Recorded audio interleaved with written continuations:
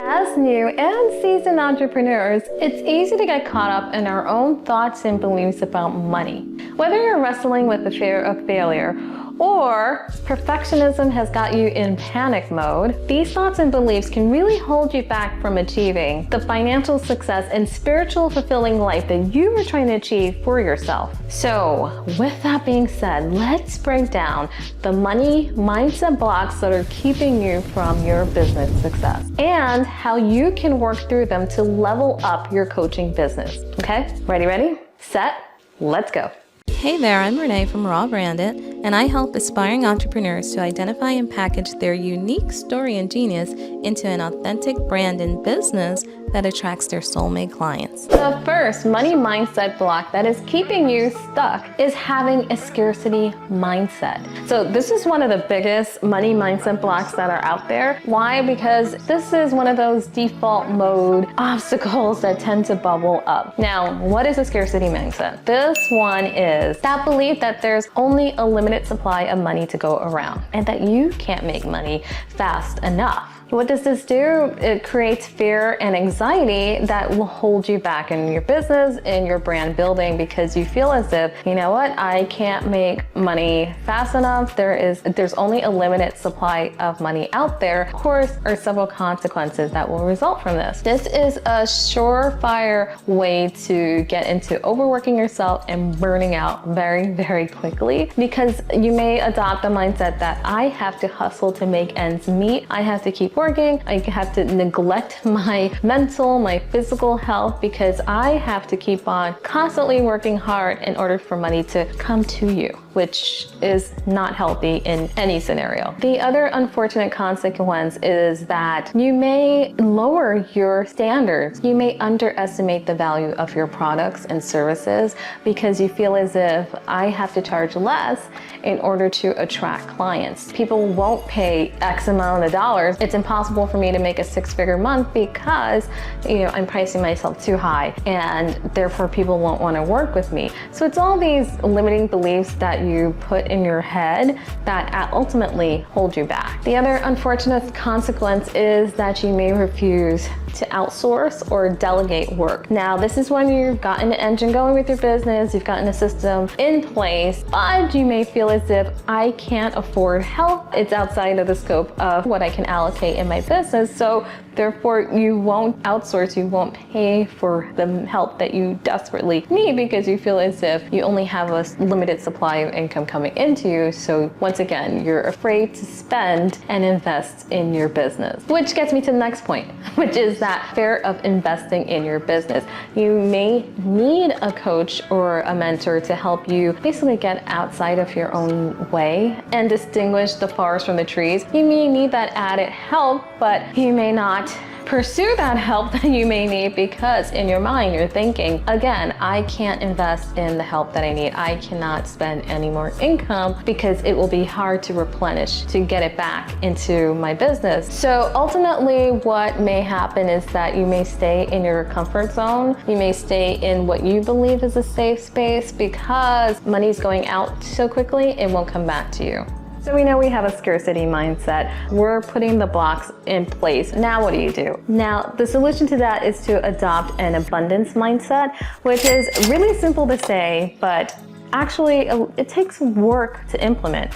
Now, first of all, what does that mean? It means that you have to shift the way in which you're thinking from scarcity and lack and survival mode to growth, expansion, and abundance. So it's really making that shift from I don't have enough, there will never be enough, to there is an unlimited supply of income, of funds, of clients, of resources out there for me, and I can attract that. I can bring that into my reality. It is there for me to have if I want it, if I pursue it, if I align with it.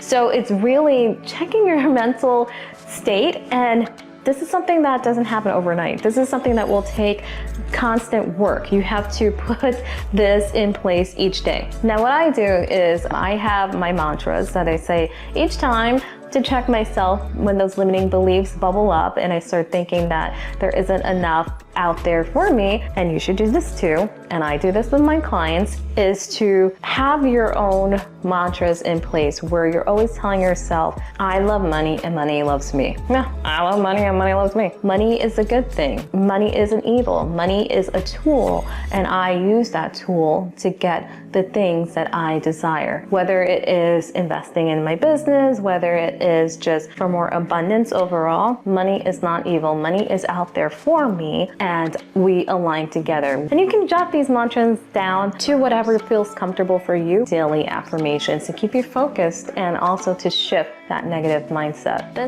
second money mindset block in business is a fear of failure. So it can either be you're afraid of failing or you're afraid of success, believe it or not. That does happen too, where some entrepreneurs, including myself, I've had this where it's, what if it does work? What if it does grow? What happens? Will I become overwhelmed if I have too many people who want to work with me? And I've done this to myself. And I don't feel like I have enough time to juggle all the people who I'm working with. It's almost like, not I'm looking a gift horse in the mouth, but it's you're overthinking it. You can put systems in place to help you. Now, when it comes to fear of failure, that could be linked to your past failures, right? Maybe this isn't your first rodeo. Maybe this is your second, third, fourth foray into business and building your brand, and maybe it hasn't always worked out, but you are sticking to it, and that's what matters the most. Maybe you have family members or friends who are naysayers, and that's now tripping you up and getting in your head because they're telling you basically to give up on your dreams. And so in your head, you're thinking, well, it hasn't worked the first time, second time, the first bajillion time, and I'm still doing this.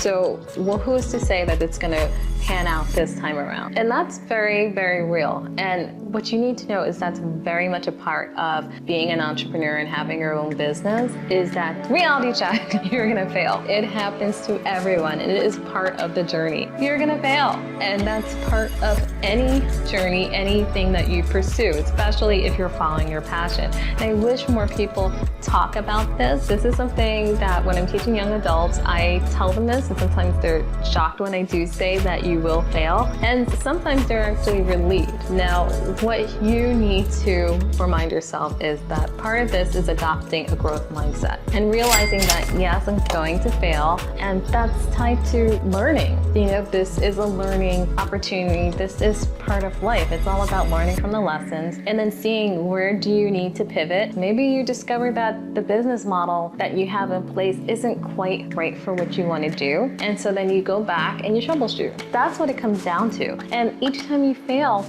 celebrate that failure, because you have gotten some golden nuggets, and now you can apply those nuggets to move yourself forward. So fail forward. The way in which you can do this is by taking small calculated risks. Take baby steps, take small calculated risks, and then see how they pan out. So that way when you are failing and you're failing forward, it doesn't feel like you've stumbled down a mountain, and then you can pick yourself up, dust yourself off, and keep on going. So take those baby steps, those baby risks, and then eventually you start to get a little bit more comfortable, or at least recognize it and get into the pattern of recognition and acceptance. And then you can take bigger risk and fall on your face, but then get back up, dust yourself off, and then move forward again. And don't forget to celebrate the successes in your business. We don't do this enough. And when I'm saying we, I'm talking about you, okay? You and I, we don't do this enough. We don't celebrate the wins. We don't celebrate the little milestones. And you should, whether it is you just got incorporated, congratulations, you know, you're in business, or you've gotten your first client, celebrate that. Or you had a client relationship that didn't work out, you know, celebrate that too, because now you know either the type of client that you want to work with, or you recognize some kinks in your coaching. I know where this wasn't the right match, and now I can troubleshoot again and then make my program stronger. So celebrate those wins, don't forget. All right, so the third money mindset block that may be keeping you stuck is perfectionism. Now, this one is pretty common with new entrepreneurs. We often believe that everything has to be crystal clear, super perfect, or else you can't take any action. Perfectionism, where is that coming from? That is often coming from a fear of criticism, people judging you. It can come from low self-esteem, right? This is now coming from things rooted in family, life, your own experiences. And with that, maybe you feel as if you have something to prove, right? You have to prove to others, show them your greatness, but in doing that, you're not doing anything. So it's this weird catch-22 that happens with perfectionism. But again, it's just going to keep you stuck. Or, you know, you may have super high standards. I mean, there's nothing wrong with having high standards, but when your standards are so high that you're tripping yourself up and you feel as if every little thing that you do is not good enough, you're never going to be good enough because you can't even reach your own standards of greatness in your head. And you're missing the amazing skills, the amazing talents, the amazing gift of you as the brand that you bring to the table because you're too busy focused on either someone who you're comparing yourself to and you feel as if that's the ideal standard and you're not looking at, again, the greatness that you bring to the table just where you are right now. So that's the other thing to look out for when you are tripping yourself up because you're stuck in perfectionism land. So don't put so much pressure on yourself. So let's work it out. Let's work it out here. First, recognize the negative self-talk that keeps on coming up. And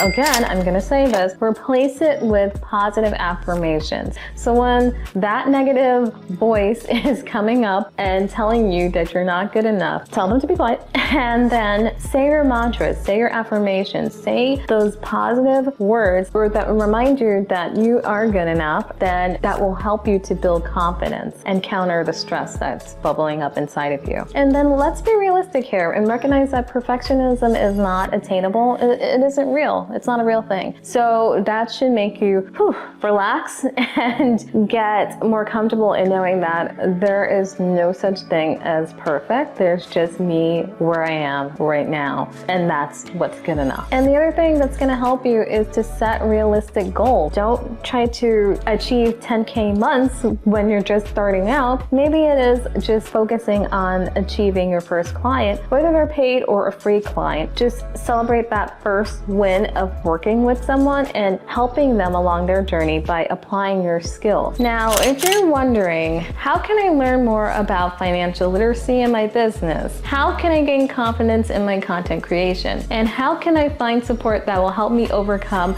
my money mindset blocks? Then I want to introduce you to The Product Is You. In The Product Is You, you'll learn how to create an authentic brand and business that will allow you to attract your ideal clients. We walk through the whole process of validating your offer, creating your authentic brand, setting up content creation and marketing strategies to attract your soulmate clients, and ultimately creating an authentic and profitable business that feels good to you and your clients. We go through the whole process, step by step by step.